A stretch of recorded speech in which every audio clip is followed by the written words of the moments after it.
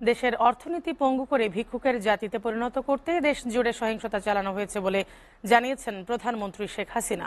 সকালে রাজধানীর পঙ্গু হাসপাতালে কোটা সংস্কার আন্দোলন ঘিরে সহিংসতায় আহতদের দেখতে গিয়ে তিনি একথা বলেন। তিনি দেশবাসীর কাছে নাশকতাকারীদের বিচার চান। প্রধানমন্ত্রী বলেন, কোনো মায়ের কোল খালি হোক তা তিনি চান না। যাদের পা হারিয়েছে তাদের কৃত্রিম পায়ের ব্যবস্থা করা হবে। আন্দোলনের নামে এতগুলো পরিবারের যে ক্ষতি হলো, এর দায় কার, এমন প্রশ্ন করেন শেখ হাসিনা। তামান্না তাহসিন খানের প্রতিবেদন। সম্প্রতি দেশের বিভিন্ন স্থানে সংঘটিত জামাত বিএনপির সন্ত্রাসী হামলায় আহতদের বর্তমান শারীরিক অবস্থা ও চিকিৎসার খোঁজখবর নিতে national institute of traumatology and orthopaedic rehabilitation পরিদর্শন করেন প্রধানমন্ত্রী শেখ হাসিনা। এ সময় গুরুতর আহত চিকিৎসাধীন কয়েকজনের সঙ্গে কথা বলার পাশাপাশি তাদের চিকিৎসার খোঁজ খবর নেন তিনি।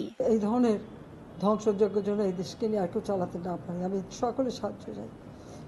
আর আমি চাই না এভাবে মায়ের কোল খালি হোক আর এভাবে মানুষ অসহায় হয়ে পড়ুক।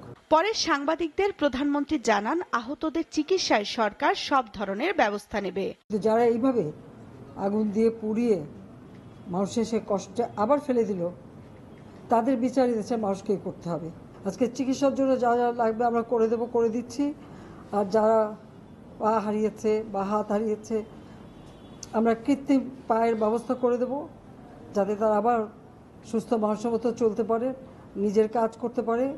সরকার প্রধান বলেন, দেশের অর্থনীতিকে পঙ্গু করে দিয়ে আগের মতো ভিক্ষুকের জাতিতে পরিণত করতে এমন নাশকতা চালানো হয়েছে। আজকে বাংলাদেশ সেই 2008-এর বাংলাদেশ আর 2024-এর বাংলাদেশ তো এক না।